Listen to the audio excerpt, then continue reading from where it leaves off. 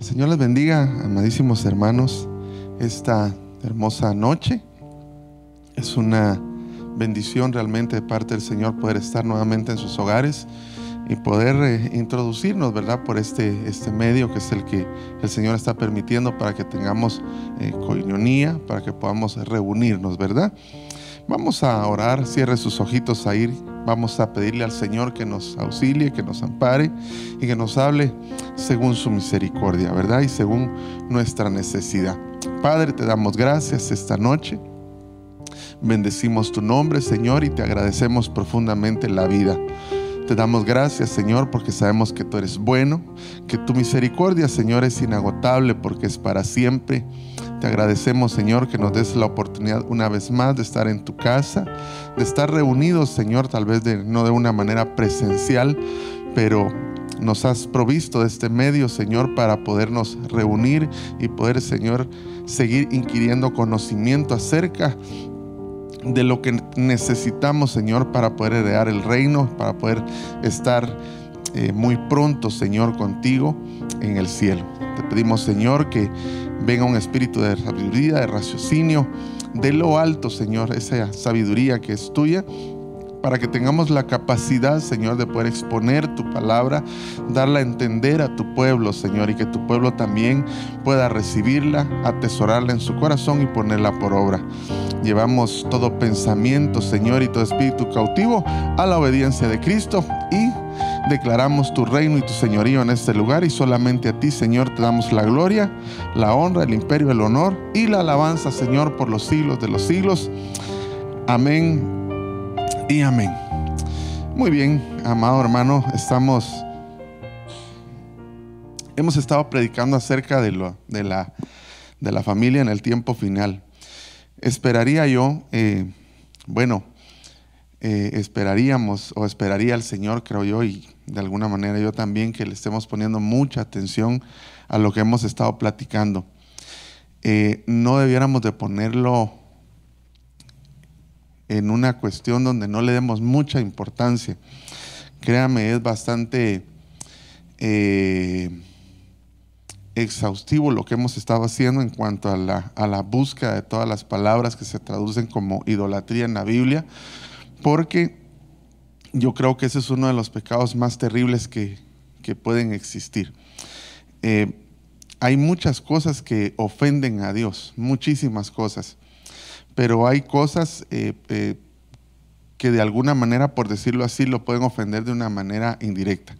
Hace algunas clases atrás creo que les comenté que en la teología bíblica uno ha estudiado o se estudiaba que habían pecados que atentaban o ofensas que atentaban contra el prójimo, otras atentaban contra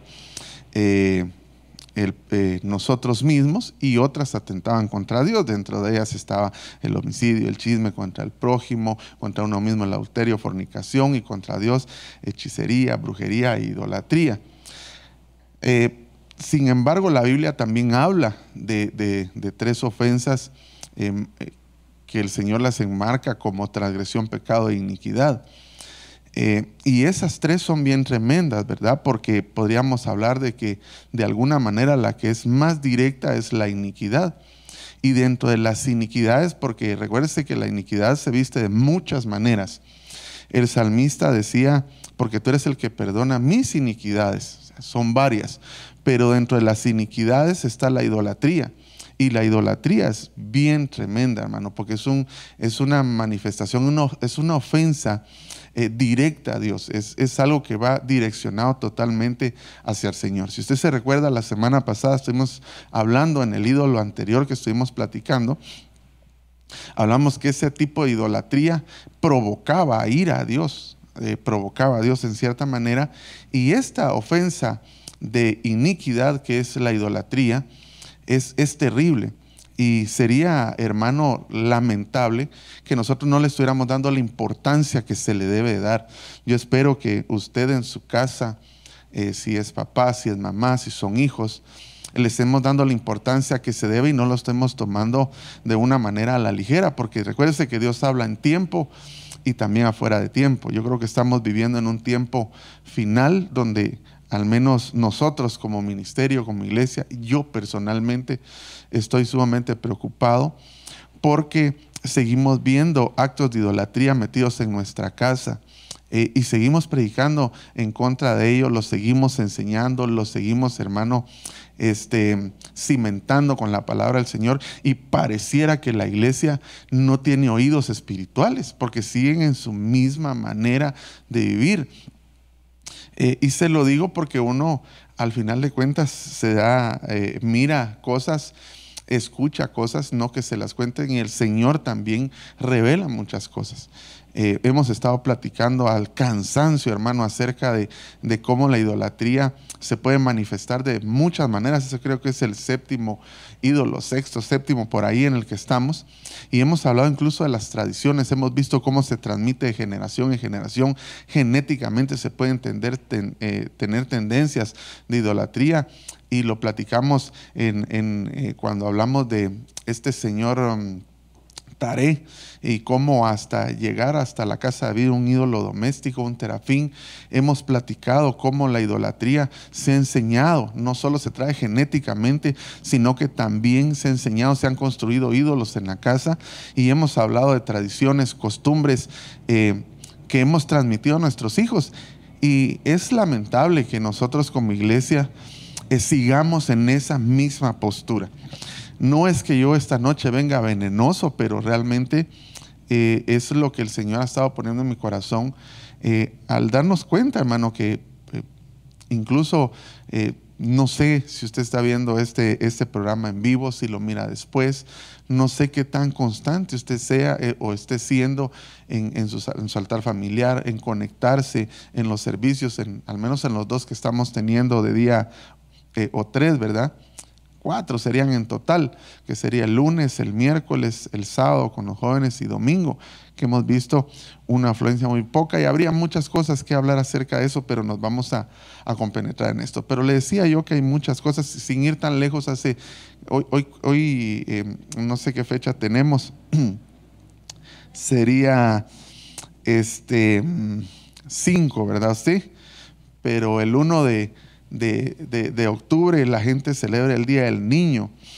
Y seguimos nosotros metidos en ese costumbrismo. Y está bien, yo creo que de repente hay cosas que son difíciles de erradicar de nuestra vida. Y algunos, de veras que algunos sí tienen que celebrar el Día del Niño porque no han madurado, ¿verdad usted? Y siguen como niños, dice el apóstol Pablo, pero cuando yo era niño pensaba como niño, pero ahora que soy adulto o soy maduro, pues ya pienso de diferente manera. Pero hay gente que sigue de veras que habría que celebrarles el Día del Niño, pero realmente es algo que pues nosotros deberíamos de tener claridad y celebrando ese tipo de cuestiones. Y no hablaríamos de las otras que ya hemos platicado, que están a 1 o 2 meses de empezar un montón de cosas, hermano. Ya ahorita viene el día del fiambre, ¿verdad?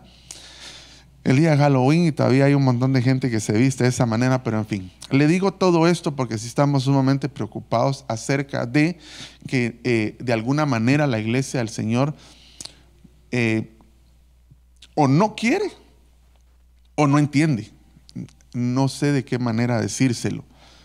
Pero espero, hermano, que la administración del Espíritu Santo, porque al final nosotros no vamos a convencer a nadie humanamente o como personas, sino que el Espíritu Santo se apiade de cada uno de nosotros y que por medio de su ministración nosotros seamos convencidos, porque es el Espíritu Santo el que nos convence de toda justicia, ¿verdad?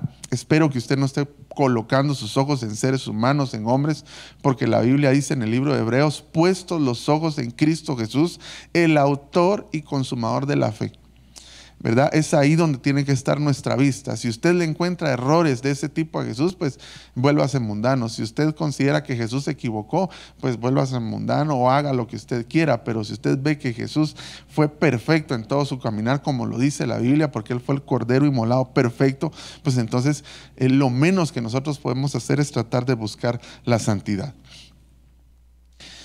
Debido a eso, hermano, vamos a platicar de un ídolo esta noche y lo vamos a hacer en unos 45 o 50 minutos si el Señor lo permite. Le decía que la idolatría es una iniquidad terrible, terrible. Y hemos hablado porque la idolatría se disfraza de muchas maneras. Ya lo hemos visto, que se meten actos de idolatría en nuestra casa y nosotros ni siquiera sabíamos que era idolatría.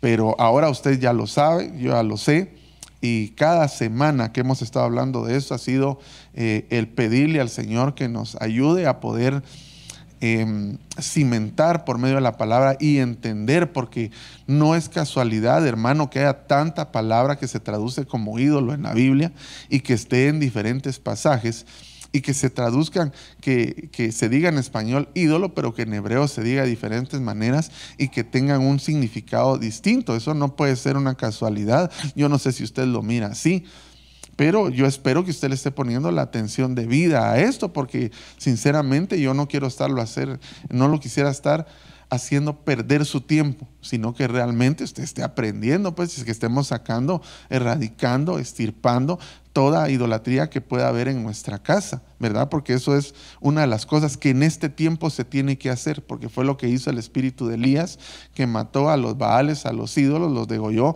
en el torrente de Cisón. Y eso es lo que nosotros debiéramos de hacer. Cuando el Señor habla en la palabra acerca de idolatría, de esta iniquidad, el Señor desde el principio, fíjese que si quieren, pongamos ese texto bíblico, vámonos a Marcos capítulo 12, verso 28.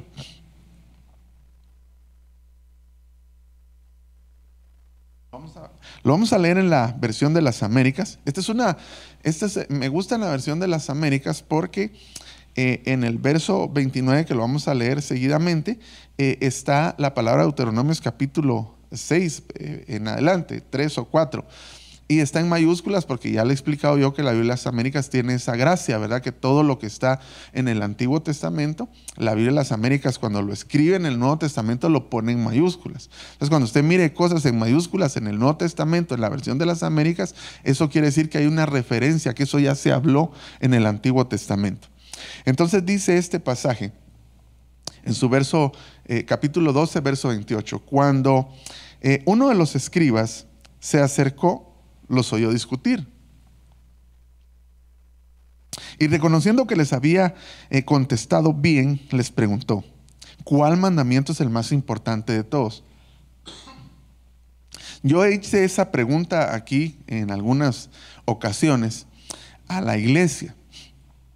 Y nosotros siempre respondíamos mal, porque la gente empieza diciendo que el primer mandamiento es: amarás al Señor tu Dios con todo tu corazón, con toda tu alma, con toda tu fuerza. Y en el Nuevo Testamento le agrega mente, porque en el Antiguo Testamento, cuando usted lo lee, solo dice alma, habla de corazón y fuerza, pero no habla de mente. Pero en el Nuevo Testamento el Señor Jesucristo le incluye mente, porque ya había sido dada la revelación de Él en el Nuevo Testamento. O sea, ya había ya se podía tener el conocimiento pleno que habla Efesios capítulo 4. Estaba empezando a evidenciarse, se estaba dando a conocer el Hijo de Dios. Entonces ahí Él incluye mente. Pero no empieza ahí el primer mandamiento, verso 29. Y esto es lo que muchos cristianos omitimos. Jesús le respondió: el más importante es... Y hemos hablado que una de las cosas que perjudica pero terriblemente los matrimonios es escuchar, ¿verdad?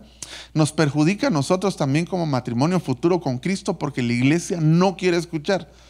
Y eso es un problema terrible. Recuérdese que el escuchar en la Biblia está íntimamente ligado con la obediencia, porque obediencia se traduce escuchar inteligentemente, escuchar atentamente. Así se traduce obediencia.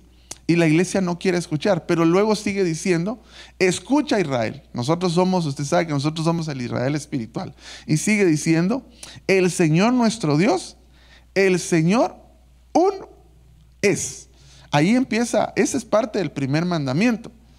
Entonces, tenemos que escuchar, pero lo que quiero hacer énfasis y quiero resaltar, que cuando el Señor Jesucristo le habla esto al escriba, a los fariseos, a la gente que está ahí, Él resalta que el Señor Dios, el Señor uno es. Eso quiere decir que no hay otro Dios como nuestro Dios. Eso también quiere decir que no podemos sacar copias baratas de lo que es Dios, y es lo que la gente quiere hacer. Sobre todo en este tiempo, sacar copias baratas de lo que verdaderamente Dios es. Y quiero resaltarle y quiero insistirle por medio de este texto bíblico que una de las cosas que Dios aborrece es que idolatremos otra cosa que no sea Él. Nuestro Dios uno es, uno es, uno. No son varios, es uno. Y luego sigue diciendo: llamarás al Señor tu Dios con todo tu corazón y con toda tu alma y con toda tu mente y con toda tu fuerza. Y después viene el segundo mandamiento, que usted ya lo sabe. Pero el verso 29 es parte del primer mandamiento. Así es como empieza el mandamiento más importante. Escucha, oh Israel.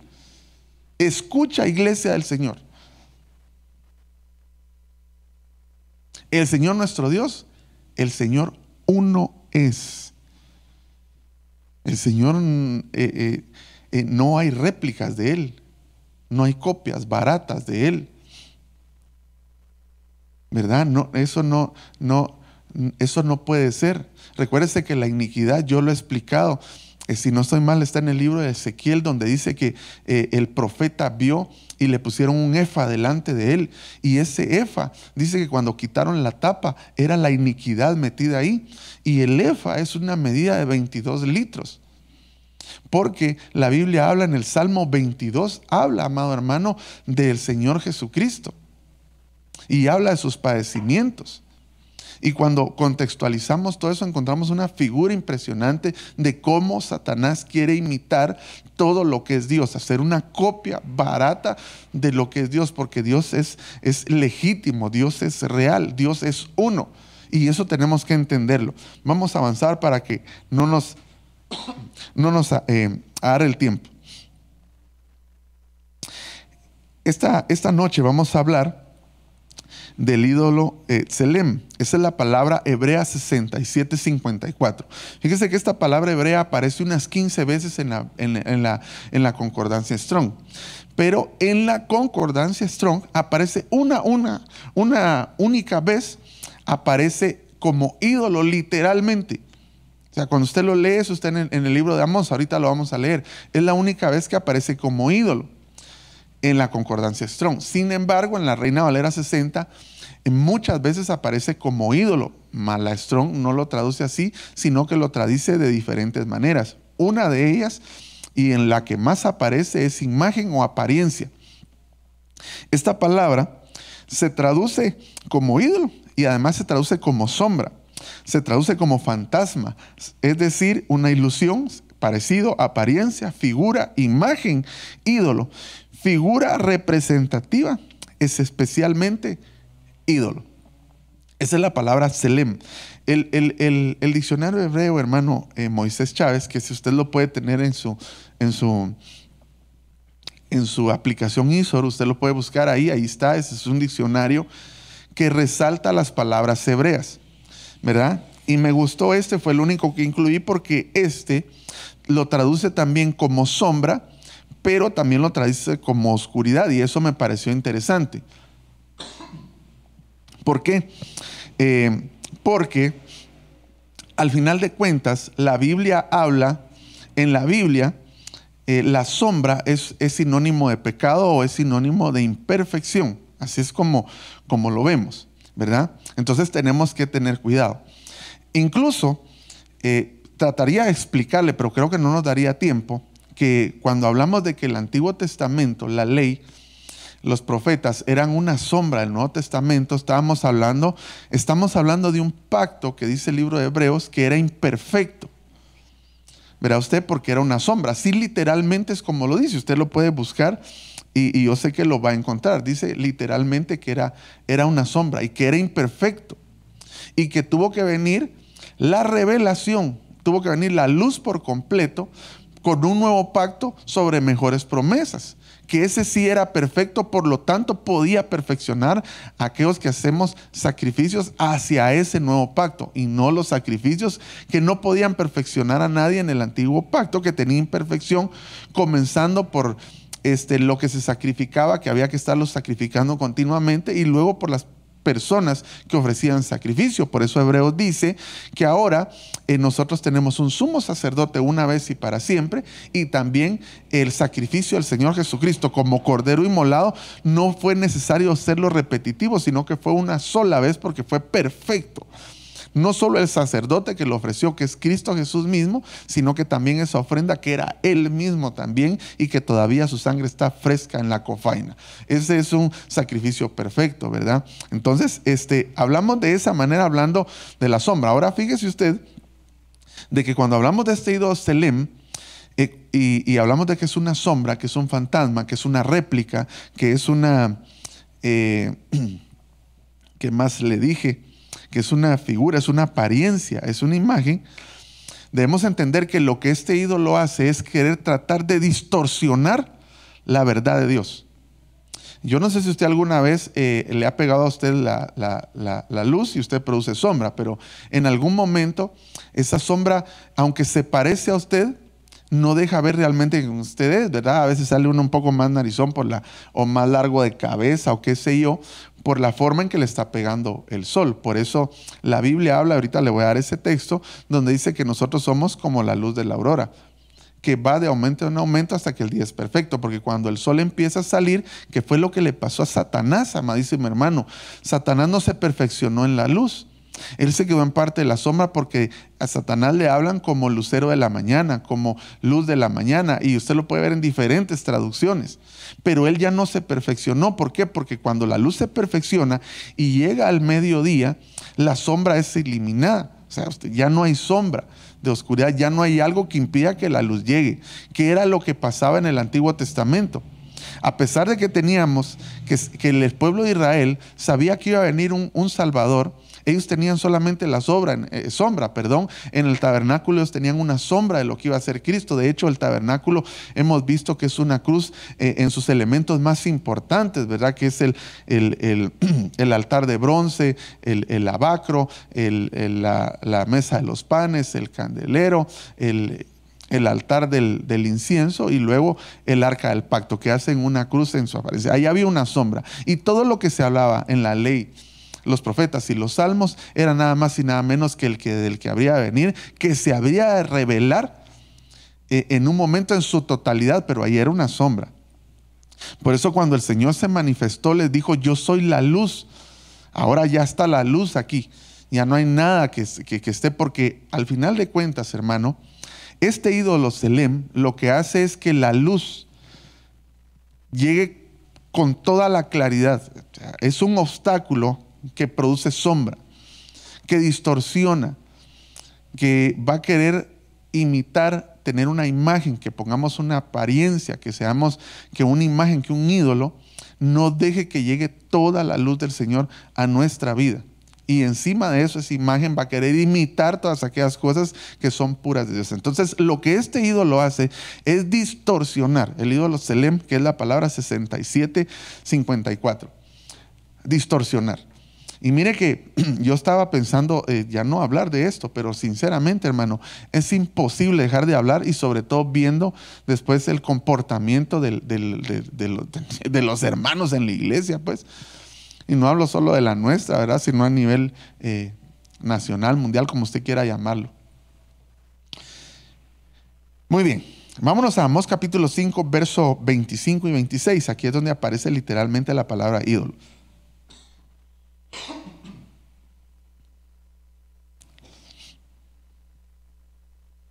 Dice, ¿acaso me ofrecisteis sacrificios y ofrendas de cereal por 40 años en el desierto, oh casa de Israel? Está haciendo una pregunta al Señor. Le está diciendo, ¿acaso me ofrecieron a mí esto? Más bien llevasteis a Sicut, vuestro rey, a Quiyum y vuestro Selem. Ahí se traduce Selem, vuestros ídolos, la estrella de vuestros dioses que hicisteis para vosotros. Aquí si estudiamos a este rey, estudiamos a este Quiyum y a este Sicut, estaban íntimamente ligados con el zodiaco, con las estrellas, la luna, etc. Y esa era una idolatría terrible que tenía el pueblo de Israel. Y el Señor se lo recrimina en el libro de Amós, y Él les habla claramente. Aquí es donde aparece en el diccionario Strong esta palabra, vuestros Selem, vuestros ídolos. Aquí es donde aparece esta palabra hebrea. Vuestros fantasmas, vuestras imágenes, vuestras apariencias, vuestras réplicas. Eso es lo que le está diciendo acá. Ustedes llevaron con ustedes eso, y eso fue lo que hicieron. A mí no lo dedicaron. Fíjese que cuando hablamos de imagen, porque después aparece en el diccionario Strong, las demás veces aparecen muchas veces en Ezequiel, la palabra 6754, esta Selem, y la traduce como imagen. Cuando usted busca esa palabra, la empieza a buscar en el diccionario y le aparece en Génesis. Y aparece cuando el Señor dice, yo voy a hacer al hombre a mi imagen, a mi Selem. Fíjese qué interesante, porque ahí habla de la imagen de Dios, porque ahí dice, vamos a hacer al hombre a nuestra imagen y semejanza. No le voy a dar los textos porque nos alargaríamos mucho. Sin embargo, se lo quiero decir así rápidamente, porque puede ser que alguien esté pensando en eso. Y esa palabra también se utiliza ahí, pero esa palabra está acompañada de otra, que es imagen y semejanza. Esa palabra semejanza es demut, que es la palabra 1823 del diccionario Strong, que quiere decir modelo o quiere decir molde. Entonces, cuando el Señor le dice, está hablando en Génesis, habla, vamos a hacer al hombre a nuestro, ¿cómo se dice esto? A nuestro Selem y nuestro demut. Así sería, a nuestra imagen y nuestra semejanza. Después usted vuelve a encontrar esa palabra más adelante en el libro de Génesis, cuando ya Adán, después de la caída, engendra hijos, y él dice que hizo hijos a su imagen y semejanza, ya no a la imagen de Dios, sino a la imagen del hombre y semejanza del hombre. Porque solo fue al principio que el Señor hizo Adán con esta semejanza. Sin embargo, esta palabra, Selem, demut, aparecen juntas, y es la única vez que estas dos palabras aparecen juntas cuando Dios crea algo. Es cuando hizo al hombre, es la única vez que aparecen juntas, pero le pone a su imagen y su modelo y su molde, ¿verdad? Porque ahí va a ver usted que una de las cosas que hace este ídolo es que tiene moldes. Dice que estos ídolos, este ídolo Selem específicamente, los israelitas lo tomaban y hacían fundiciones de metales, específicamente oro, plata, bronce, y fundían y lo derramaban en moldes. y hacían un modelo de ídolos según ellos querían. Por eso es que al principio el Señor dice: yo los hice a mi imagen, a mi apariencia y a mi molde, a mi modelo, como Él era, ¿verdad? Entonces no podemos perder esa expectativa de que no aparece solo imagen, sino aparece semejanza. Y ahí está hablando Dios de Él mismo. Entonces aparece Selem Demut. Muy bien, acompáñenme a Éxodo capítulo 20, verso 4. El tiempo se va rápidamente, hermano, pero espero en Señor que terminamos. Aquí lo vamos a leer en la Reina Valera, en la versión de las Américas, porque esta versión lo traduce como ídolo. Sin embargo, la versión Reina Valera 60 traduce la palabra aquí como imagen. Éxodo 20, verso 4. ¿Verdad? Aquí está. Dice, este es un verso muy famoso, ¿verdad? Que era el que usaba toda la cristiandad para atacar siempre a aquella religión que tiene muchos ídolos o imágenes, ¿verdad? Pero este ídolo, hermano, es tan terrible porque se me había olvidado comentarle esto, decirle esto, que este ídolo hace copias, hace réplicas, hace modelos de lo verdadero de Dios, no solamente en lo tangible, es decir, en cosas de yeso, madera, oro, plata, lo que se puede tocar. Eso es en el mundo natural, pero también hace réplicas que impiden, que hacen que haya sombra en nuestra vida, que producen sombra en nuestra vida, también espiritualmente, y eso ya es en nuestra mente y en nuestro corazón, que pueden estar haciendo ídolos, moldes, réplicas, fantasmas, apariencias, imagen. Pueden estarlo haciendo también de una manera no literal, porque hemos platicado que hoy quizá lo que menos se mira es lo tangible, ¿verdad? Porque la mayoría de cristiandad desde un principio salió de ahí, pero seguimos con un montón de idolatrías metidas en nuestra vida, que según nosotros ya no somos idólatras, y quizá hay mucha gente cristiana que es más idólatra que aquel que se arrodilla frente a una figura de madera, yeso, bronce, qué sé yo. Entonces dice aquí: no te harás ni semejanza alguna de lo que está arriba en el cielo, ni abajo en la tierra, ni en las aguas debajo de la tierra. No los adorarás ni los servirás, porque yo, el Señor, tu Dios, soy Dios celoso, porque Él es uno. Lo que dicen en Marcos, en el libro de Marcos y Mateo, en los evangelios. Escucha, oh Israel, el Señor vuestro Dios, el Señor uno es. Yo soy Dios celoso, que castigo la iniquidad. Mire, la iniquidad, la idolatría. ¿Por qué Él es celoso? Mire, cuando hablamos de adulterio, en la Biblia el Señor dice que su pueblo adulteró muchas veces. Eso lo hemos platicado aquí en el discipulado de matrimonios. Y no está hablando meramente de una cuestión sexual. Está hablando de infidelidad. Eso es lo que está hablando. Y una de las traducciones de adulterio es que quiere decir más de dos, o un tercero involucrado. Usted lo puede buscar en los diccionarios. La palabra adulterio se puede traducir de muchas maneras. Tiene muchos significados. Y cuando el Señor está hablando aquí que Él es celoso, es porque hay más de un Dios en nuestra vida. Él quiere ser el único con su amada, con su novia, con la que Él se va a desposar. Y aquí dice el Señor, Él es celoso. Dice que castigo la iniquidad. Aquí está hablando específicamente, creo yo, por lo contextual del verso, que está hablando que Él es celoso, está hablando de la idolatría, de los padres sobre los hijos a la hasta tercera y cuarta generación de los que me aborrecen. En el verso anterior que leímos, o en este verso de Éxodo, en el verso 4, habla de las tres dimensiones que le fueron entregadas al hombre, que son tierra, cielos y mar. Nada de lo que esté arriba, ni lo que esté en el mar, ni lo que esté en la tierra, de nada te vas a hacer imagen. De nada te está, y especifica de qué. Pero como le repito, nosotros tenemos que hacerle un poquito, escarbar un poquito en la profundidad de esta palabra, y tenemos que entender que no solamente se estaba refiriendo a aquellas cosas tangibles que se podían ver como una imagen en sí, sino que también en el sentido espiritual, que es lo que más está atacando en este tiempo, y que al final de cuentas también se están haciendo imágenes de personas que están vivas, es decir, de seres humanos, porque el ser humano también está sobre la tierra y hay gente que está idolatrando seres humanos. Y una de las cosas que trae este ídolo, hermano, de una manera terrible, espantosa, es que trae y mete el humanismo en nuestra casa. Humanismo. Vamos a ver si tengo por acá. Usted puede apuntar ahí en Proverbios capítulo 4, verso 18, en la Reina Valera 60, dice: mas la senda de los justos, mas el camino de los justos es como la luz de la aurora.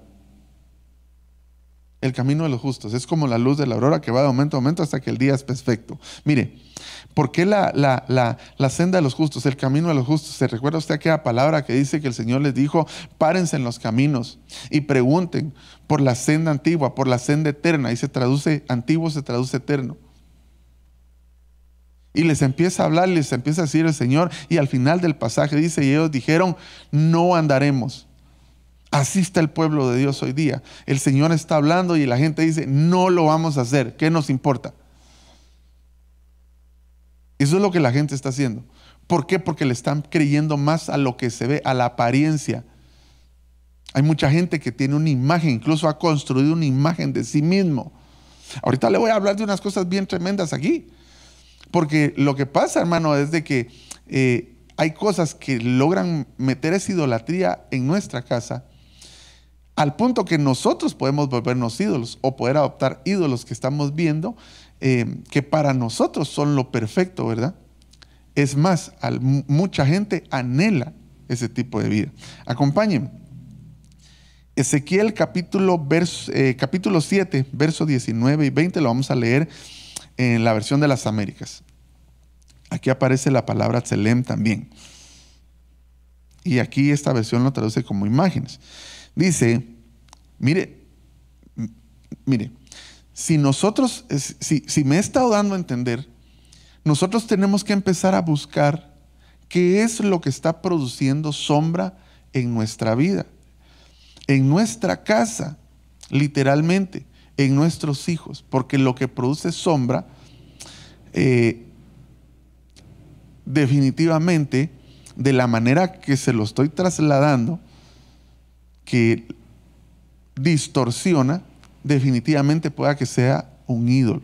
Entonces nosotros tenemos que empezar a buscar qué es lo que produce sombra en nuestra casa. Dice en Ezequiel: arrojarán su plata en las calles y su oro se convertirá en cosa abominable. Ni su plata ni su oro podrán librarlos el día de la ira del Señor. No saciarán su apetito ni llenarán sus estómagos, porque su iniquidad ha llegado a ser ocasión de tropiezo. El verso 20.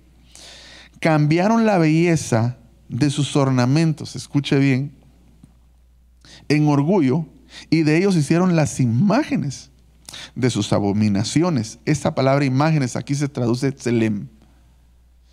Entonces sería: y de ellos hicieron la Tselem, de sus abominaciones y de sus cosas detestables. Por tanto, haré de esto que esto sea cosa abominable para ellos. Pongámoslo en la Nueva Versión Internacional para que lo entendamos un poquito mejor. Esta versión me gustó porque básicamente dice lo mismo, pero lo explica de una mejor, de una manera quizá más comprensible para nosotros. Dice en la versión internacional: la plata la arrojarán a las calles y el oro lo verán como basura en el día de la ira del Señor. Déjeme decirle que ese día está cerca. Mire, hace unos días estuve viendo una película que tiene mucho tiempo acerca del Holocausto, de cómo este señor, no recuerdo ahorita el nombre, salvó muchos judíos. Pero qué terrible lo que esa gente pasó, el pueblo de Dios ha pasado.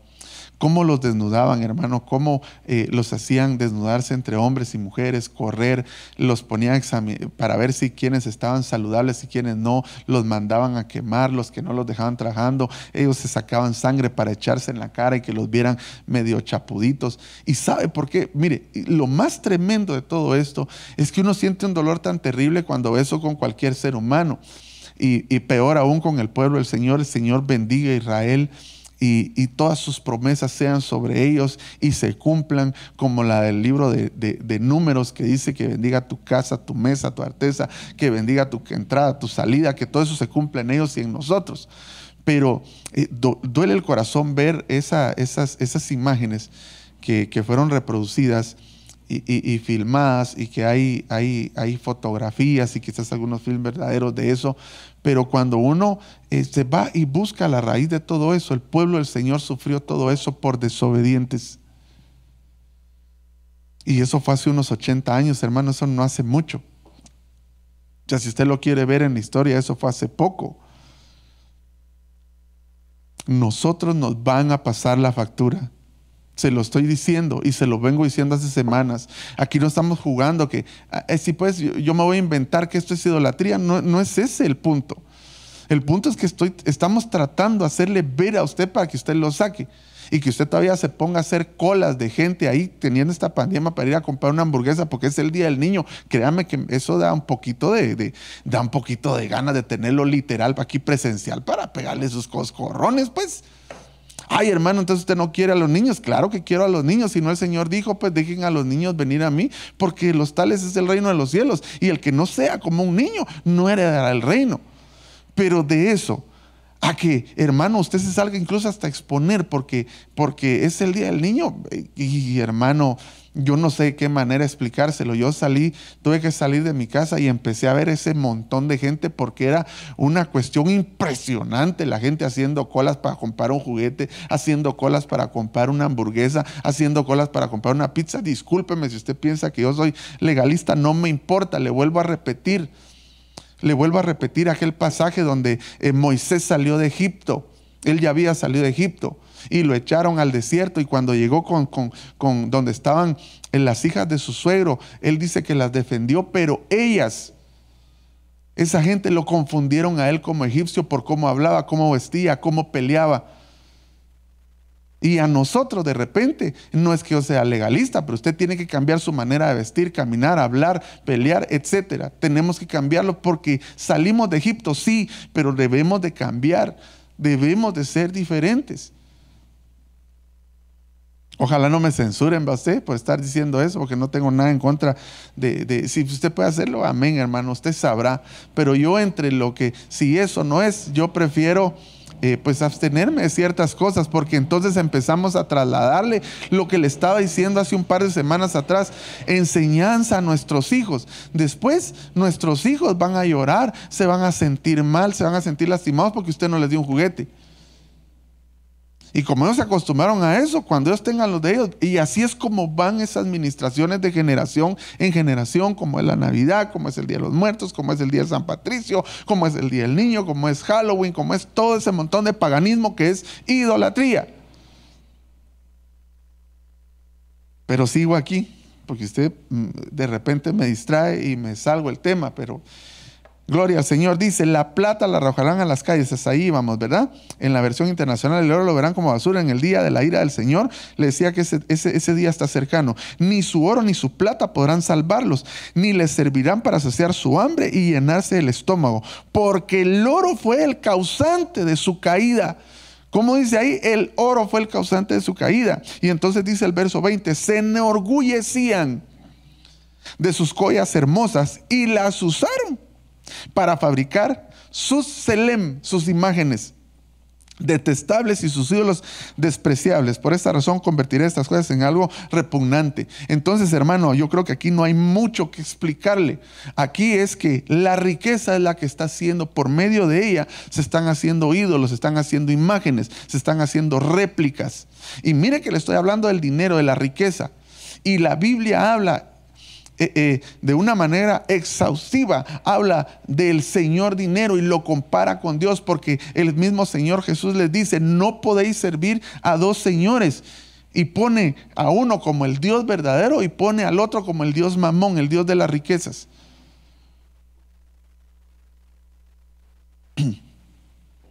Y aquí claramente podemos ver, hermano, que lo que estaba haciendo sombra en ellos era lo que el mismo Dios les había provisto en algún momento, que dice que lo utilizaron para enorgullecerse. Entonces la riqueza lo que hace es que construye, edifica, hace un ídolo, hace una réplica de Dios por medio del orgullo. Y por medio de la riqueza se elabora una imagen, pero no solamente una imagen literal, sino que se elabora una imagen en nuestra mente y en nuestro corazón. Una imagen, mire, ahorita le voy a hablar de algunos pensamientos porque por acá los tengo. Y a eso se le llama humanismo. ¿Qué es el humanismo? Le voy a leer qué es el humanismo. Que a pesar que el humanismo, si usted estudia el humanismo, porque esto venimos nosotros tratándolo de explicar, que volvió a tomar auge hace unos 8 o 10 años y que está pegando fuerte hoy día. Pero el humanismo empezó en Europa en el siglo XIV, siglo XV. ¿Y qué era el humanismo? Dice, era el querer romper las tradiciones escolásticas, dice, medievales y exaltar en su totalidad las cualidades propias de la naturaleza humana. Es decir, que el hombre lo puede hacer todo y no tiene necesidad de Dios. Cuando usted le busca la palabra escolástica, esa es la fusión entre filósofos y teólogos, que era lo que hacía esta ciencia escolástica. Lo que ellos hacían era que entre filósofos y teólogos trataban de poder entender y explicar cuál era la sobrenatural de la función del cristianismo, de la gente que creía en Dios. Pero en ese movimiento humanista lo que se pretende es exaltar al hombre en sus cualidades propias, en una totalidad, para que el hombre pueda descubrir de todo lo que es capaz sin tener una ayuda sobrenatural, en este caso sería Dios. Entonces, este ídolo lo que hace, hermano, es tratar de traer, porque si usted va y estudia y lee acerca de todo el humanismo, ellos usaron y tomaron como figuras filósofos, tomaron como figuras aquellos que eran famosos en aquel tiempo y los pusieron en alta estima, en un estandarte, como un prospecto a seguir. ¿Verdad? Ya fuera por su sabiduría, por su inteligencia, por su dinero, por sus obras, por sus frases célebres, etc. Eso es lo que hace este ídolo Tselem. Y utiliza la riqueza para que alguien pueda hacer una imagen. Mire, yo no entiendo cómo es posible que al día de hoy todavía haya gente cristiana evangélica que quiera tomar la imagen de un fulano X, que incluso ha podido hasta blasfemar contra Dios, pero que el cristiano quiere seguir su ejemplo porque este es un gran adinerado y ha tenido mucho éxito sobre la tierra. Y ese es un ídolo Tselem. Ese es un ídolo Tselem. Porque fulano de tal, mire, ahorita le voy a explicar varias cosas acerca de eso. ¿Cómo estamos de tiempo? Ya nos avanzó. Mire, vámonos al Salmo 73. Yo creo que no lo vamos a leer todo, nos llevará unos 30 o 40 segundos. Mejor sí lo vamos a leer. Vamos a leer del verso 2 o del verso 1. Vamos a leer al 19 rápidamente en la versión de las Américas. ¿Por qué? Porque en este salmo aparece la palabra Tselem y lo traduce como apariencia. ¿Verdad? Muchas veces la riqueza lo que da es una apariencia al hombre. Hace una imagen, pero una imagen falsa. Y detrás de esa apariencia, hermano, hay mucho pecado. Pero eso es lo que nosotros queremos introducir a nuestra casa. Dice, Salmo de Asaf: ciertamente Dios es bueno para con Israel, para con los de puro corazón. En cuanto a mí, mis pies estuvieron a punto de tropezar, casi resbalaron mis pasos, porque tuve envidia de los arrogantes. ¿Por qué? Porque él empezó a ver qué dijimos que habían hecho en el libro de Ezequiel. En el libro de Ezequiel fue que leímos, ¿verdad? Sí, ¿qué fue lo que leímos? Que dice que ellos se enorgullecían, se hicieron arrogantes, soberbios. ¿Debido a qué? A su plata. ¿Y qué fue lo que vio aquí Asaf? A un montón de fichudos. Eso fue lo que él vio. Y dice que tuvo envidia, dice, de los arrogantes, al ver la prosperidad de los impíos, porque no hay dolores en su muerte y su cuerpo es robusto. Ay, mi hermano, que me siga. Voy al verso 5. No sufren penalidades como los mortales, ni son azotados como los demás hombres. Por tanto, el orgullo, dice, es su collar. ¿Por qué la gente anhela? ¿Por qué todos quieren tener la vida de alguien más? Porque lo ven como lo estaba viendo Asaf. Así es como lo veía Asaf. Qué bonito tener esas cualidades, ¿verdad? No ser azotado, no sufrir nada. Dice, el orgullo es su collar, el manto de violencia los cubre. Verso 7, los ojos se les saltan de gordura, se desborda su corazón con sus antojos, se mofan y con maldad hablan de opresión, hablan desde su encumbrada posición. Contra el cielo han puesto su boca y su lengua se pasea por la tierra. Por eso el pueblo de Dios vuelve a este lugar y beben las aguas de la abundancia. Y dicen, ¿cómo lo sabe Dios? Imagínense lo que preguntaban ellos. Y hay conocimiento en el Altísimo. He aquí, estos son los impíos y siempre desahogados han aumentado sus riquezas. Oiga lo que está viendo Asaf. Ciertamente, en vano he guardado puro mi corazón y he lavado mis manos en inocencia. Mire hasta dónde puede llegar un pensamiento cristiano cuando un ídolo se mete, cuando se empieza a ver solamente la apariencia, cuando la sombra del dinero empieza a aparecer un Dios, ¿verdad usted?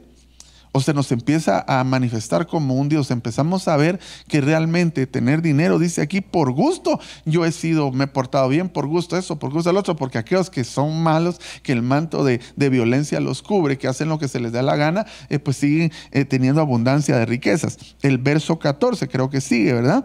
Pues he sido azotado todo el día y castigado cada mañana. Pero la Biblia dice que al que toma por hijo, a ese azota, a ese disciplina. ¿Qué quiere? ¿Ser hijo o estar como impío? A la iglesia ya no atinamos qué es lo que realmente está deseando, porque nadie quiere. Por eso Pablo le decía a Timoteo, vienen días en que la gente no va a sufrir, no va a querer sufrir la sana doctrina, sino que irán en busca de maestros conforme a su corazón para que les enseñen lo que ellos quieren oír.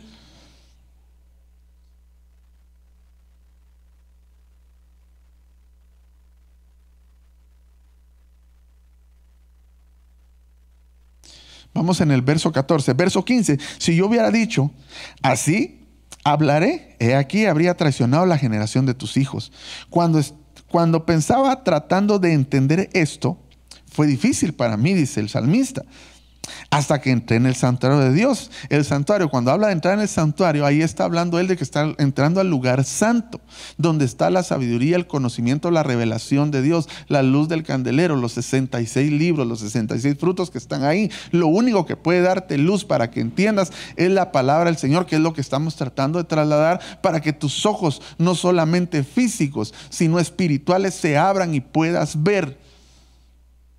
Hermano, si usted ya no quiere ver de la manera que Dios quiere que miremos en el tiempo que estamos viviendo, que la gente se está muriendo, que no se puede andar con libertad, que hoy usted está sano y mañana puede estar enfermo, yo no sé de qué otra manera quiere usted que el Señor empiece a manifestarse, si sea de una manera directa o indirecta, y peor si usted ya sufrió de algún tipo de dolencia en esta enfermedad o pérdida. Es el colmo que se esté endureciendo el corazón de la gente en vez de estarse suavizando para poder sacar la idolatría de la casa. Si queremos tener al Señor ahí, la presencia del Señor, pero todavía quieres tener a aquel Dios filisteo, ¿verdad? Todavía quieres tener a Dagón, todavía queremos tener ídolos metidos en la casa a la par de la presencia del Señor. Eso es imposible. O te decides a tener un solo Dios, como dice el libro de Marcos, porque nuestro Dios uno es, el Señor Dios uno es. O te vas a ir tras los dioses, como les dijo los que hizo Taré, como les dijo Josué, ¿verdad? Nuestros padres sirvieron a otros dioses del otro lado del Jordán. ¿Qué van a hacer? Estamos a punto de entrar a Canaán. ¿Qué vas a hacer? ¿Te vas a ir a servir a los dioses, a esta idolatría? ¿O te vas a ir y vas a empezar a servir con tu casa? ¿Vas a decir lo que dijo Josué? ¿O vamos a decir eso? Ciertamente, tú los pones, verso 18, tú los pones en lugares resbaladizos, los arrojas a la destrucción. Y el verso 19 y 20 me interesan. ¿Cómo son destruidos en un momento? Son totalmente consumidos por terrores repentinos. Oiga, cómo son destruidos estos que se vuelven ídolos y que hicieron una imagen por medio de la riqueza. Dice el verso 20, como un sueño, y aquí es donde aparece la palabra Selem, Del que despierta, oh Señor, cuando te levantes, desprecia su apariencia. Aquí la palabra tselem, ídolo, se traduce como apariencia. Entonces, cuando usted empieza a idolatrar a alguien por la apariencia, por la imagen que tiene, o usted empieza a fabricar una imagen creyendo que usted es muy bueno por la riqueza, en este caso, que es de la que estamos hablando, entonces empezamos a construir un ídolo. ¿Y qué es lo que provoca la sombra? La riqueza. ¿Por qué? Porque esa empieza a hacer que usted se sienta muy bien. Y entonces lo primero que se empieza a buscar cuando se tiene riqueza es tener una buena apariencia. Se empieza a hacer culto al cuerpo, a usted, a hacer dieta, a hacer ejercicio, a hacer esto, que lo otro. Se empieza a hacer culto a la mente, a la sabiduría. Se empieza a hacer culto a la prudencia propia. Se empieza a hablar de que soy súper inteligente. Empezamos a ver que gente empieza a escribir un montón de libros que no son cristianos. Que yo en determinado momento, hermano, entre paréntesis, no sé qué tan bueno sea leerlos, porque yo creo que la Biblia nos habla de qué manera el Señor permite que alguien pueda tener riqueza o no la tenga. Porque el Señor dijo, qué difícil que alguien que tiene riqueza entre al reino de los cielos. El libro de los Salmos dice, no procuren enriquecerse. Si usan la sabiduría, desistan de hacerse ricos. Así lo dice literalmente, yo le puedo dar el versículo.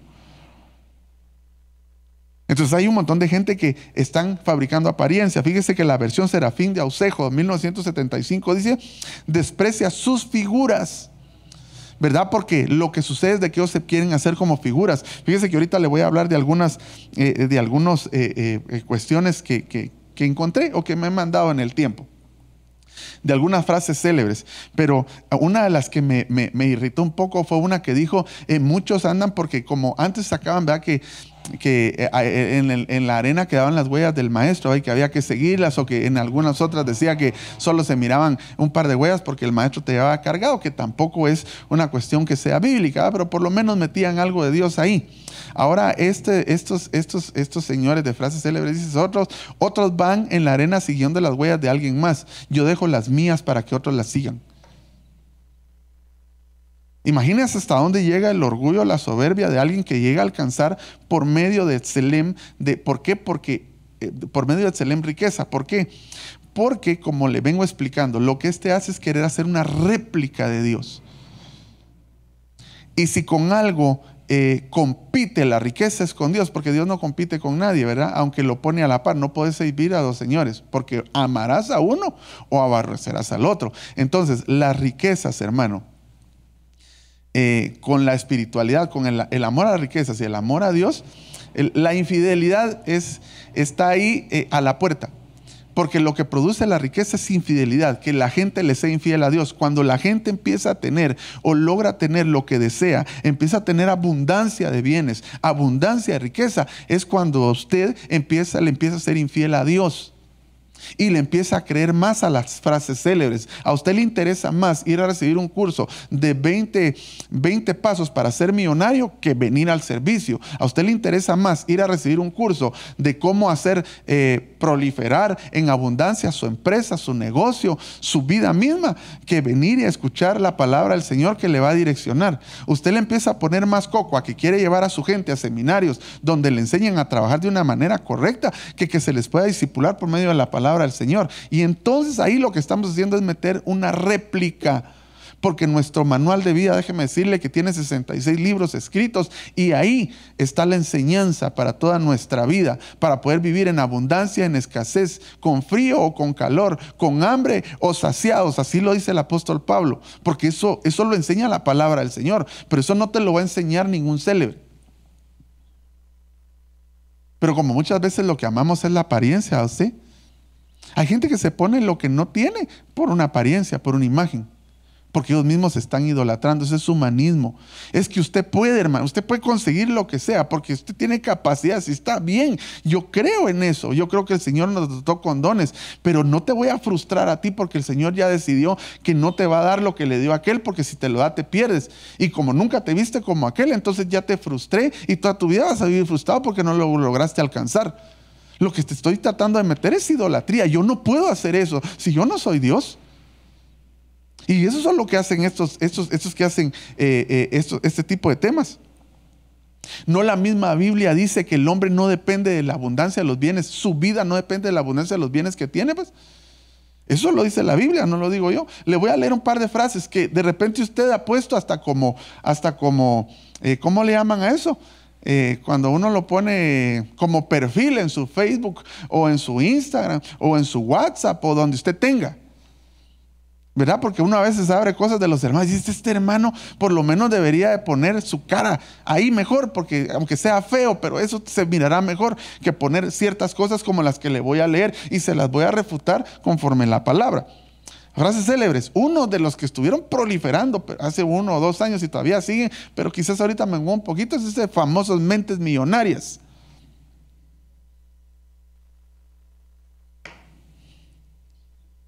Que usted tiene que tener una mente millonaria. De repente saca alguno que otro bueno ahí, algún mensaje positivo, que creo que no es tan dañino e invasivo. Pero en otras ocasiones quieren sacar a Dios y poner el humanismo, poner el dinero, poner la gente. ¿Por qué? Porque una de las cosas con las que el hombre le es infiel, y la Biblia dice que se prostituyó al pueblo de Israel, fue con las riquezas. Con lo mismo que Dios te dio, has hecho imágenes. Dice que ellos fundieron las imágenes, hermano. Fundieron, sus ornamentos. Los fundieron y los echaron en un molde. Poco a poco, porque eso, yo no sé si usted ha visto una vez cómo se funde a eso, pero eso lo que representa es que de una manera progresiva, como lo he estado enseñando, se mete la idolatría y poco a poco se va llenando como una libación, se va metiendo en nuestro corazón lo que es idolatría. ¿Por medio de qué? De las frases de Mahoma, de las frases de Rockefeller, las frases de Buda, las frases del chino no sé quién. Por medio de esas frases, tu corazón se va llenando. Por medio de libros que lees, que, sí, pues por medio, mire hermano, se le hace culto hasta a la felicidad. ¿Cuántos no han visto la película esa En Busca de la Felicidad? Una película que a muchos hasta ha hecho llorar, ¿va usted?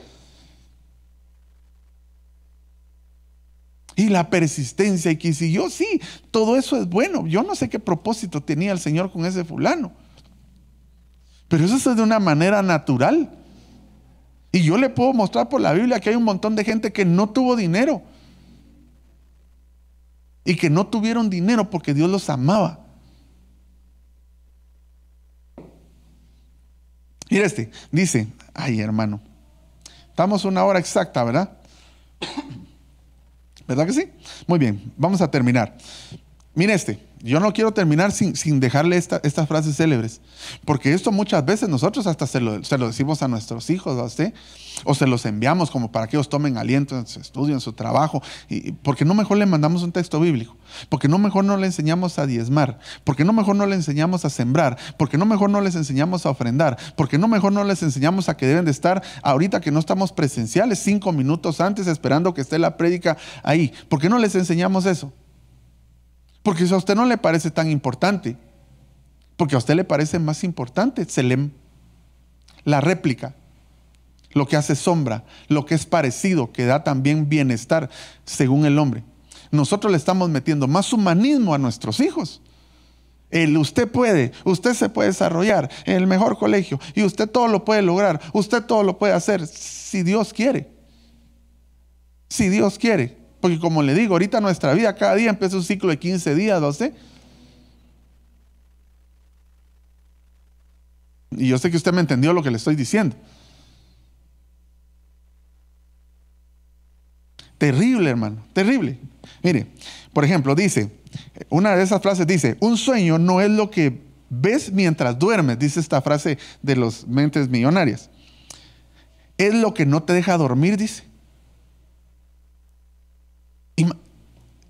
Si usted le pone atención a esto y sale un apartamentón lujoso, hermano, y se mira hasta un Ferrari y ya está haciendo publicidad, ¿verdad? Y se mira aquello. Un sueño no es lo que ves mientras duermes, es lo que no te deja dormir. Y no dice la Biblia, en paz me acostaré y así mismo dormiré, porque solo tú me haces vivir confiado. No dice la Biblia, hermano, que en balde es de que nosotros hagamos afanosa labor, que nos acostemos de noche y nos levantemos de madrugada. Si el Señor no edifica la casa, en vano trabajamos. No dice eso la Biblia.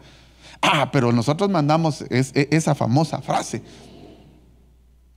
Un sueño no es lo que ves mientras duermes, es lo que no te deja descansar, lo que te roba el sueño. Eso es antibíblico. Mire ese otro. Dice, trabaja duro sin descanso hasta que lo caro se vuelva barato. Y salen un montón de cosas lujosas ahí, hermano.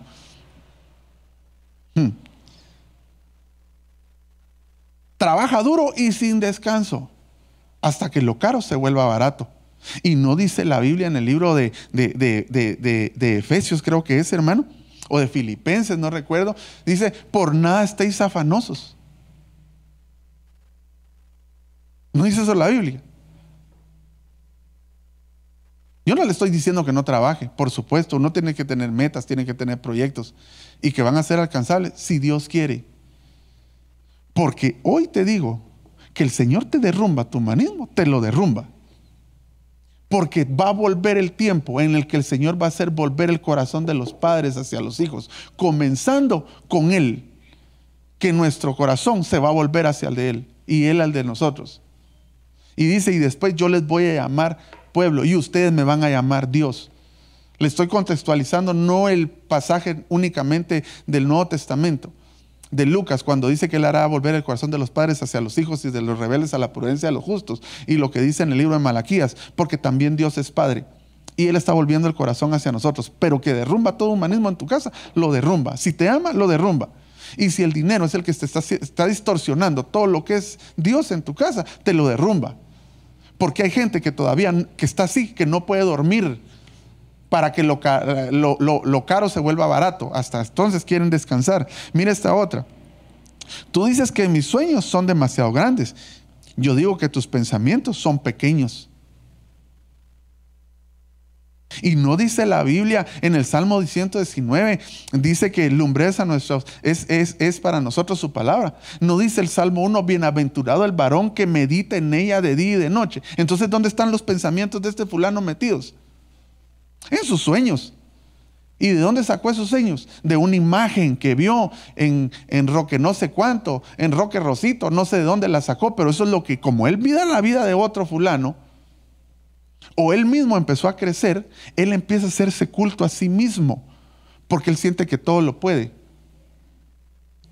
y que lo va a alcanzar, y que va a ser mejor que saber cuántos fulanos, y que él va a ser un ejemplo a seguir. No sé, aquí el único ejemplo a seguir es Cristo. Por eso cuando el apóstol Pablo dice, sean imitadores de mí, después le agrega, como yo de Cristo, porque él era una réplica en ese momento de un discípulo genuino al Señor.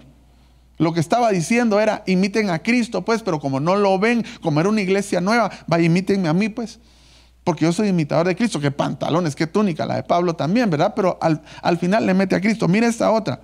Esta manda a un cuatillo con un gran jet atrás y toda la cosa, dice 0% suerte, 100% trabajo, dice.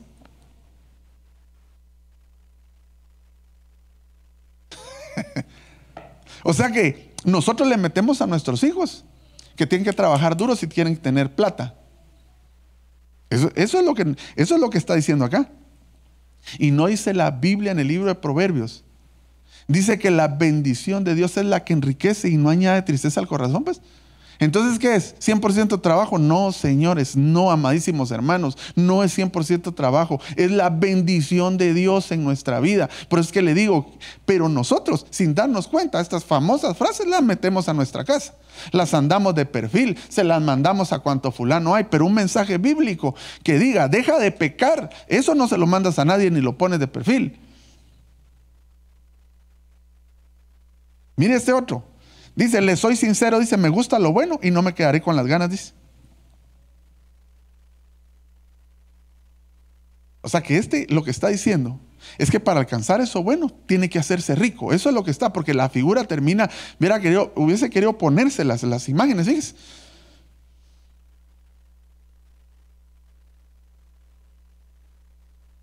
Definitivamente no podemos nosotros seguir así, hermano. Hay muchos más textos donde habla de cómo el pueblo de Israel, por medio de Selem, adulteró. Dice, fornicaron y adulteraron. Porque una imagen va a hacer que le seas infiel a Dios. En este caso, la riqueza hace que nosotros le hacemos infieles a Dios.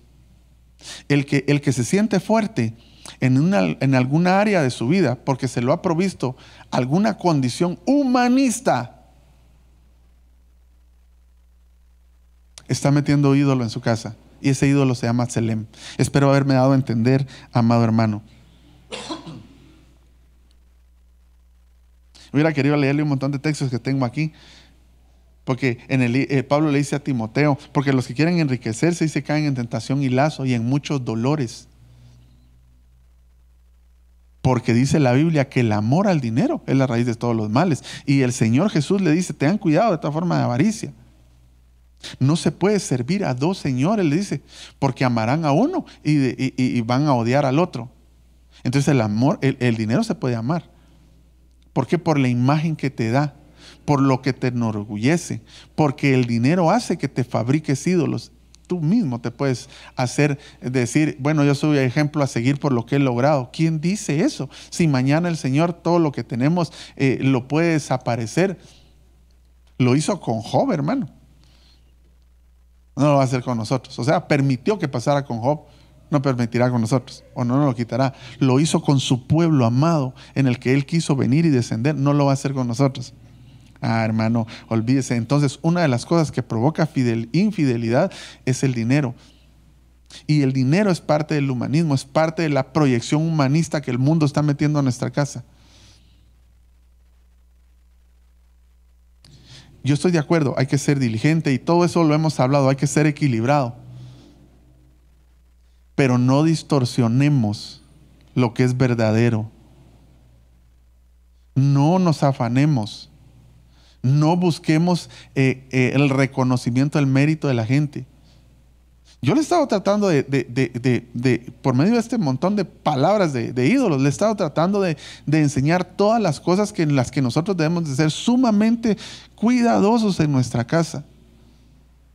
Porque es que nuestros hijos tienen figuras de héroes.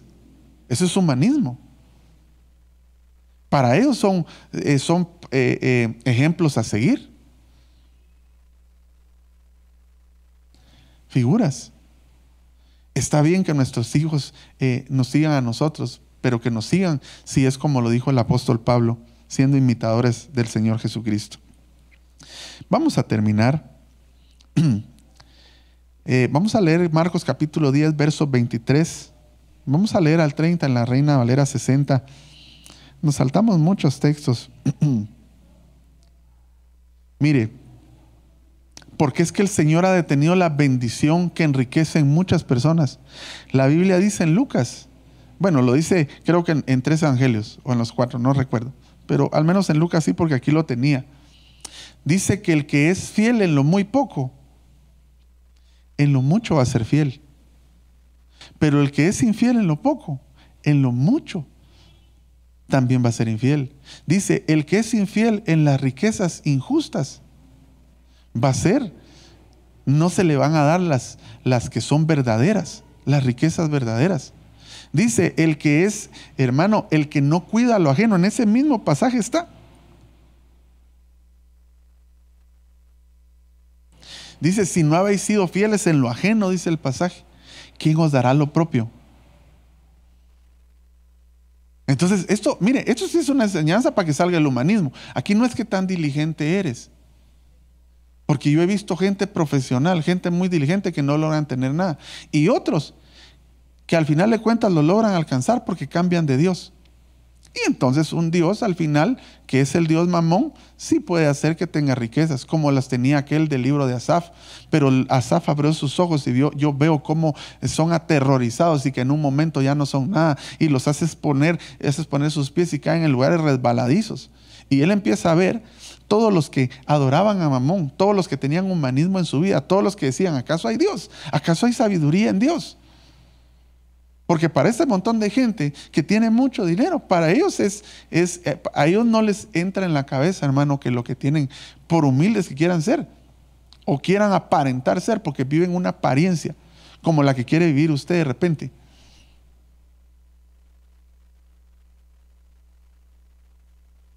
Quieren vivir una apariencia.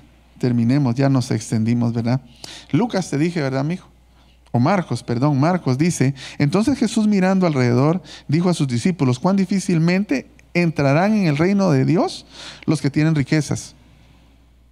Eso, hermano, debería ser una cuestión en la cual yo le debería decir a Dios, Señor, si yo me voy a perder el reino por tener riquezas, mejor prefiero no ser rico. Mejor dijo lo que dijo el salmista, no me des poco, no me des mucho para que me olvide de ti, ni me des poco para que me blasfeme, dame lo necesario. Pero eso no lo medita usted, ¿verdad?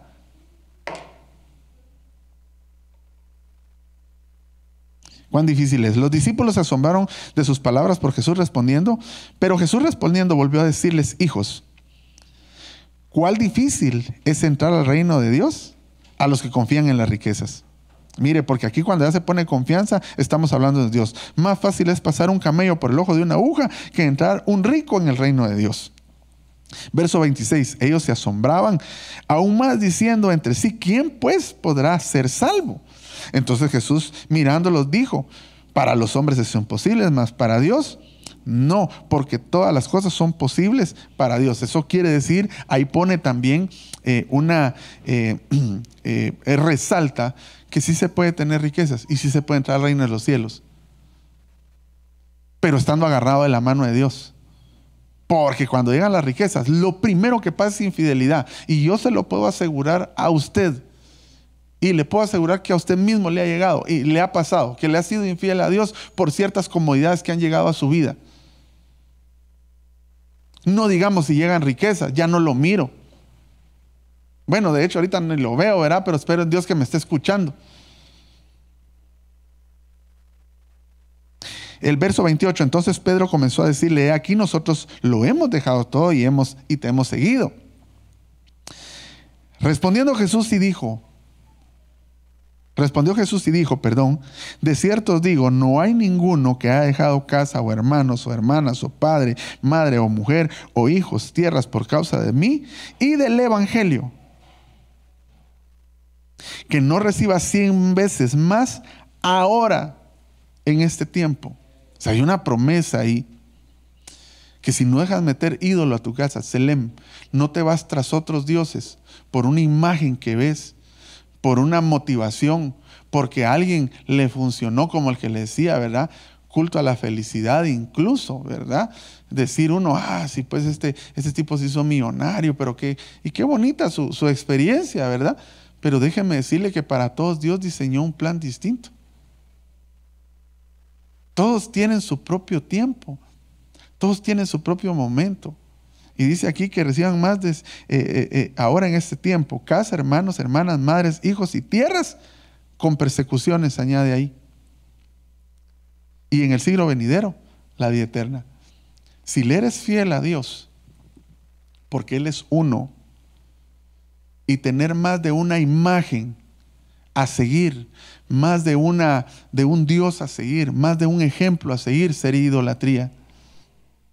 Y nos hemos, hermano, llenado de eso. Pongamos el canto, por favor.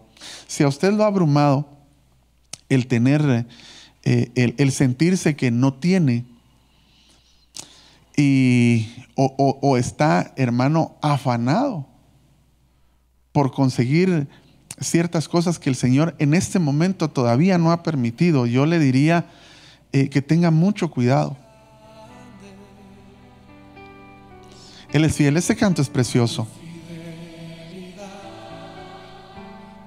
Su palabra dice: no te dejaré y no te desampararé. Creo que no es necesario que yo le vuelva a explicar que la Biblia habla de que nosotros debemos de tener diligencia y hacer todas las cosas como para Dios, ¿verdad? No debiéramos de trabajar para enriquecernos, sino para agradar a Dios. No debiéramos de ser diligentes solo para tener un bien económico, físico, y decir: bueno, porque soy diligente, como dijo Nabucodonosor, porque yo soy el gran rey y soy muy bueno, edifiqué la gran Babilonia y lo mandaron a comer 7 tiempos pasto y que le cayera el rocío sobre sus lomos. Si usted piensa que el Señor no le ha escuchado, bien le escucha, pero Él tiene un tiempo y tiene un momento. Y la bendición de Dios es la que enriquece y no añade, no trae consigo tristeza ni dolor, sino que lo que Él da es lo que sabe que tenemos capacidad de tener. No pongas en comparación ni distorsiones lo que es Dios por este humanismo que hoy en día se está metiendo de una manera terrible en nuestras vidas. Para nosotros ese ejemplo es tal o cual actor, tal o cual millonario, tal o cual personaje, héroe, etcétera. No, Eso es idolatría y eso es humanismo, y eso se lo estamos metiendo a nuestros hijos. Que el Señor nos ayude y nos ministre su Espíritu Santo todos los días para que logremos comprender que esto no se trata de que yo quiero volverlo a usted o usted me quiere volver a mí. No, esto es que el Espíritu Santo nos quiere convencer para llevarnos a toda justicia, porque el sueño de nuestro Dios es que un día estemos con Él y que seamos su novia esposa. No puedes cambiar 15, 20, 30, 40, 50 años de vida si es que los vas a vivir por una eternidad. No los cambies, amada iglesia, por el amor a Dios. Vuélvete a la verdadera senda, al camino eterno, al que diseñó para nosotros. No seamos como el pueblo de Israel, que digamos, no andaremos por él, a mí qué me importa. No, esta noche en el nombre de Jesús yo quebranto tu corazón por medio del Espíritu Santo, para que toda idolatría humanista que se ha venido metiendo en tu corazón de poco en poco en un molde que nosotros hemos fabricado, ¿verdad? Porque para nosotros la vida ideal sería tener esto, vivir en no sé dónde, tener tal o cual cosa, poseer tal o cual cosa. Esa es la vida ideal. Sí, pero esa es la que te metió el mundo. Esa es la que el humanismo está metiendo. Pero la vida ideal es aquella que se consagra a Dios. Es aquella que ama a Dios sobre todas las cosas. Es aquella que no antepone ninguna cosa, sino es Dios. Dios es el número uno en todas las cosas que hagamos. Padre, te doy gracias en esta noche. Bendigo a mis hermanos en el nombre de Jesús. Que tu palabra, Señor, haga lo que debe de hacer en nuestros corazones. Que edifique, Señor, cada día un altar solamente para ti, el único y verdadero Dios, el que nos provee, el que nos ha provisto, el que nos ha mantenido y nos ha sostenido. Aún siendo nosotros malos e infieles, tú permaneces fiel, dice tu palabra. Esta noche lo confesamos, tu fidelidad incomparable es. Y aunque nosotros muchas veces, Señor, por un ídolo como este, Tselem, que hace que busquemos, Señor, la fornicación y el adulterio, por medio de una imagen que proyectan los seres humanos, que queremos reconocer como perfecta, que no es perfecta, tú has seguido siendo fiel para nosotros. Te damos gracias, Señor. Gracias, gracias, gracias, Padre. Ministro el corazón, la mente, el alma, el cuerpo, el espíritu de mis hermanos, para que reciban y atesoren tu palabra y la pongan por obra. Gracias, Señor. Amén y amén. Dios le bendiga, amado hermano. Espero que, por favor, esperaría que estuviera anotando. Si tiene alguna duda, algunos tienen mi número o el del pastor Eddie, se pueden comunicar y con mucho gusto nosotros podemos solventarles cualquier duda que ustedes puedan tener, porque esto no se trata, vuelvo a decírselo, no se trata de que uno quiera hacer que usted viva una vida que uno se formuló en la cabeza. Si al final de cuentas yo también tengo que luchar por la salvación como usted, porque esto no se trata de títulos, esto se trata de vida. Esto se trata, hermano, de que nadie puede hacer por ti lo que solo tú puedes hacer. Así que el Señor te bendiga, te guarde, te dé un sueño reparador, y si Dios lo permite y nos da vida, yo alegremente le digo que lo miro en 8 días. No sé si a usted le da alegría, porque ahora cada 8 días nos vemos, porque así pues lo dispuso nuestro pastor general, pero gloria al Señor, primeramente el Señor, en 8 días nos vemos, y que el Señor le guarde, que descanse y que pueda llevarnos hasta esta estatura del varón perfecto. Pase una feliz noche.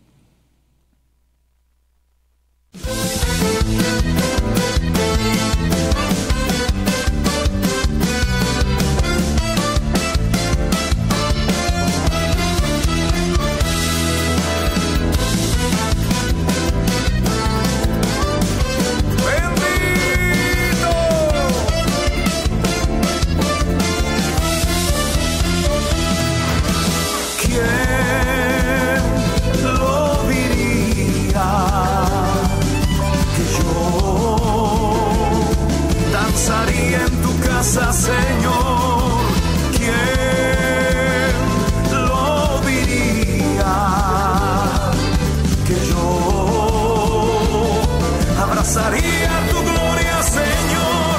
Voy a perder la compostura delante de ti. Voy a cantar, voy a danzar, voy a reír. Yo lo hago solo para ti. Voy a perder la compostura delante de ti.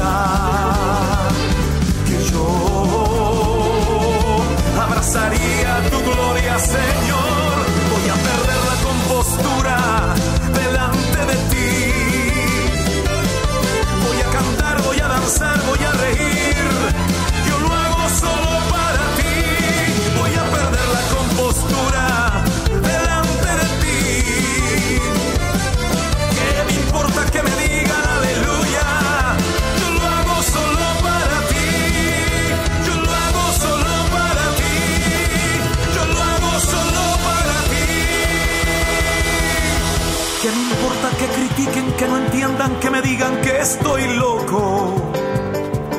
Si yo lo hago solo para ti, ¿qué me importa que critiquen, que no entiendan, que me digan que estoy loco?